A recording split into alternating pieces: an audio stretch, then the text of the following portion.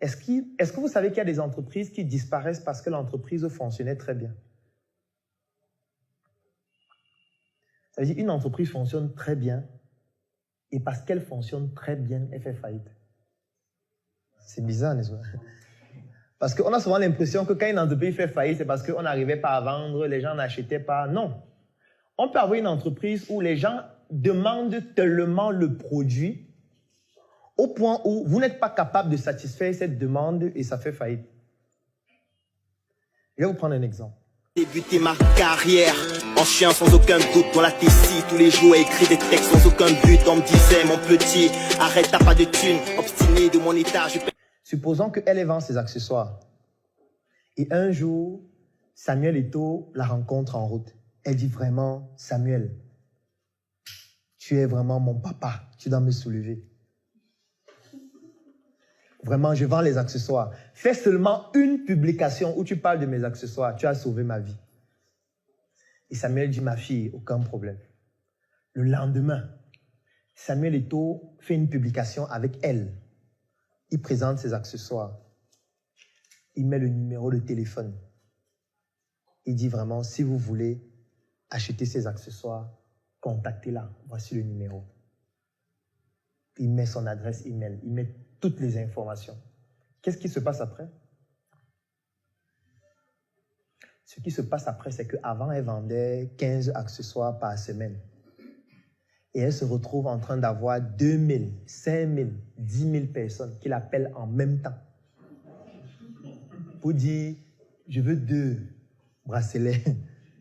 Je veux 7 chemises. Est-ce que tu peux me livrer 2 conteneurs de bracelets au Togo? Et qu'est-ce qui va se passer? Selon vous? En fait, elle ne peut pas. Ça ne peut pas marcher. Ça va s'arrêter en fait.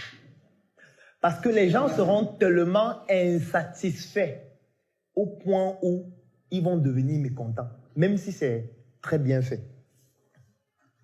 Parce que les gens vont appeler une fois, 2 fois, elle ne décroche pas. Parce qu'il y a tellement d'appels qu'elle ne peut pas décrocher. Ou parfois, elle est en train de causer avec quelqu'un, 500 autres appels. Ce qui fait que ça sonne occupé. Les gens viennent maintenant sur Facebook, disent, vous voyez, Samuel Eto'o nous a recommandé quelqu'un. Nous, on la contacte, elle ne décroche jamais. Tu vas recevoir 7000 messages sur WhatsApp. Quand tu te connectes, tu vois 7000 messages. Quand tu es en train de répondre au premier, tu envoies la réponse. Quand tu veux répondre au deuxième, le premier réagit. Quand tu veux maintenant aller donner les moyens de paiement au premier, le deuxième dit que vous voyez alors. Vous voyez, depuis que j'ai écrit, ça fait 2 heures, il ne répond pas. Tu es obligé d'éteindre ton téléphone. Après, tu es obligé de changer ton nom sur Facebook. De faire que la page ne soit plus visible. Parce que tu vas dire à Eto'o que tu m'as aidé, mais je pense que je vais arrêter l'histoire des bracelets là, ça ne marche pas. Voilà un cas de figure où la croissance d'une entreprise entraîne sa perte. Parce que la croissance a été plus rapide que la capacité de l'entreprise à satisfaire le besoin. Donc la faillite n'est pas seulement quand ça ne fonctionne pas, non. Vous pouvez faire faillite alors que tout se passait bien. Ça se passait même trop bien. Les gens demandaient même trop vos produits. C'est pour ça que je dis qu'il faut être attentif. Il ne faut pas saisir toutes les opportunités. Parce que voilà une opportunité qu'elle a allé saisir. En réalité, ça ne correspondait pas aux besoins qu'elle a ou à sa capacité de production ou de livraison. Alors, la première entreprise que je crée, qui était bien évidemment informelle, s'appelle Global Archive. C'est une entreprise à travers laquelle je faisais de la dématérialisation des archives papier. Dématérialiser, ça signifie juste scanner. C'est juste un terme technique qu'on utilise souvent parce que ça donne l'air d'être intelligent. Ça donne l'impression que tu es intelligent quand tu dis ça. Donc, qu'est-ce qu'on faisait? On venait dans une entreprise, on prend des archives, on les scanne, et puis on permet aux responsables de l'entreprise de pouvoir y avoir accès depuis une plateforme en ligne, qui peut être une application, qui peut être son ordinateur, comme device, ou téléphone, ou tablette, etc. Alors, c'est une entreprise qui a fait faillite pour plusieurs raisons. La première raison, c'est parce que les gens ne sont pas très intéressés par la transparence. C'était la première raison. Ça veut dire qu'il y a très peu d'entreprises qui aimeraient qu'un tiers ait des informations sur leur chiffre d'affaires, par exemple, ou alors sur leurs clients. Je ne parle pas des ministères qui n'ont pas intérêt à ce qu'on maîtrise exactement ce qui se trouve en temps réel dans leurs archives. Parce que je leur faisais comprendre qu'en réalité, lorsqu'on le fait, si vous avez par exemple un incendie, ce qu'on ne souhaite pas, on peut restaurer tous les documents facilement. Mais les gens n'étaient pas intéressés par ça parce qu'ils trouvaient que trop de transparence, ce n'est pas rentable. Donc finalement, j'ai dû commencer à utiliser cette solution moi-même, notamment à l'hôpital. Parce qu'à l'hôpital, il y a des patients qui viennent se faire consulter, donc tu as leur dossier. Ce qui fait que si tu consultes 10 patients, 20 patients, 50 patients, 100 patients, ça fait quand même déjà beaucoup de documents. Et si tu veux consulter les documents d'un patient sans être à l'hôpital, comment tu fais? Tu ne peux pas. Donc je me suis dit, je vais commencer à numériser les documents de mes patients, de telle sorte que si par exemple je voudrais consulter les documents d'un de mes patients, je peux juste prendre mon téléphone, je consulte. Si je voudrais référer un de mes patients chez un spécialiste, je peux juste lui donner les accès à ce dossier et lui il consulte, il continue la prise en charge en sachant déjà ce qu'on a fait. Si je veux que le patient me rende les résultats des examens que j'ai prescrits, je n'ai pas besoin qu'il vienne me rencontrer à l'hôpital, ce qui est une perte de temps. Parce que 87% des patients qui viennent à l'hôpital présenter les résultats attendent 1 heure à 2 heures pour qu'on leur dise que le résultat est normal. Je ne sais pas si vous comprenez ce que ça veut dire. Ça veut dire que vous venez à l'hôpital pour rencontrer le médecin. Vous attendez 2 heures dans les files d'attente. Vous rencontrez le médecin, il vous consulte. À la fin de la consultation, il vous donne une ordonnance avec un bulletin d'examen. Vous partez, vous réalisez les examens dans un laboratoire. Et quand on vous remet les résultats, vous revenez à l'hôpital, encore dans les files d'attente. Vous attendez encore pendant 1 à 2 heures. Et quand vous présentez les résultats au médecin, il vous dit que c'est normal. Il dit que non, pas de changement, hein, tu continues le traitement. Donc du coup, moi, j'avais la possibilité de faire en sorte que le patient n'ait pas à souffrir ainsi. Ça veut dire que quand il fait l'examen dans le labo, dès qu'il a les résultats, il peut mettre les résultats en ligne.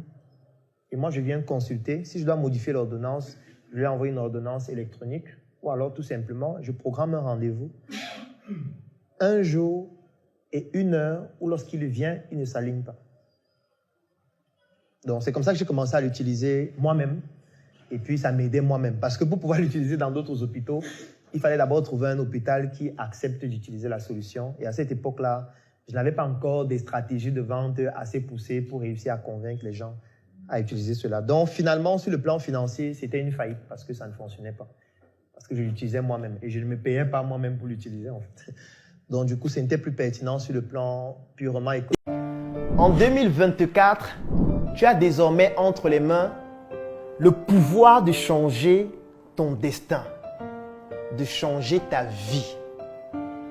Je sais que tu as des projets, mais parfois la chose qui te manque, c'est la visibilité nécessaire pour permettre à ces projets de toucher la cible que tu recherches afin que les réalisations te permettent de te réaliser. Moi aussi, j'ai rencontré les mêmes problèmes, les mêmes difficultés.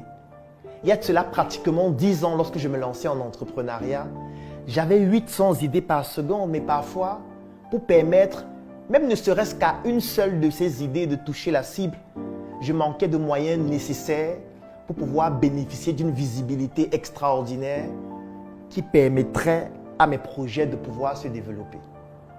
J'ai trimé, je me suis battu, j'ai échoué, j'ai bouffé des tontines. Et pratiquement 10 ans après, j'ai tout de même, avec beaucoup de résilience, réussi à réaliser des prouesses extraordinaires et surtout à bâtir une communauté importante. Aujourd'hui, je voudrais te permettre de bénéficier de ce que j'ai réussi à bâtir parce que je sais exactement ce que tu rencontres comme difficulté actuellement. J'ai conçu une offre. Cette offre comporte une publication de ton projet sur ma page Facebook, Dr Claudel Nombissier, qui fait plus de 700 000 abonnés. 2 formations dont l'une s'appelle « Générer des prospects en ligne et hors ligne » pour te permettre de pouvoir trouver des clients. Et comme je sais que pour trouver des clients, tu vas faire face à des objections du style « ça coûte trop cher, ça ne m'intéresse pas, j'ai déjà un produit ou un service dont je suis satisfait, tu bénéficies aussi d'une deuxième formation vidéo dont le thème c'est l'art de gérer les objections de tes clients. Le troisième élément dont tu vas bénéficier dans cette offre, c'est un e-book dont le titre c'est « Entreprendre et investir différemment ». Oui, parce que lorsqu'on n'a pas beaucoup de moyens, on doit pouvoir penser différemment. Et la quatrième chose, c'est un groupe privé. Je suis certain que tu te demandes à ce moment combien coûte cette offre. Et parce que tu te poses cette question, j'ai donc décidé de te l'offrir au prix de 10 000 francs CFA. Oui, tu l'as bien écouté. 10 000 francs CFA pour bénéficier de toute cette offre ou 25 € pour toutes les personnes qui résident à l'extérieur du Cameroun. L'avantage, c'est que peut-être toi, tu n'en as pas besoin, mais tu pourrais permettre à un proche, à un frère, à un ami ou à un porteur de projet de bénéficier de cette offre extraordinaire afin de lui permettre de se réaliser durant l'année 2024. Je vais laisser un lien dans la description de cette vidéo et en commentaire. Clique sur ce lien, remplis le formulaire pour bénéficier de manière exclusive de cette offre. Et dans le formulaire, tu découvriras aussi d'autres offres pour des entrepreneurs d'un niveau un peu plus élevé.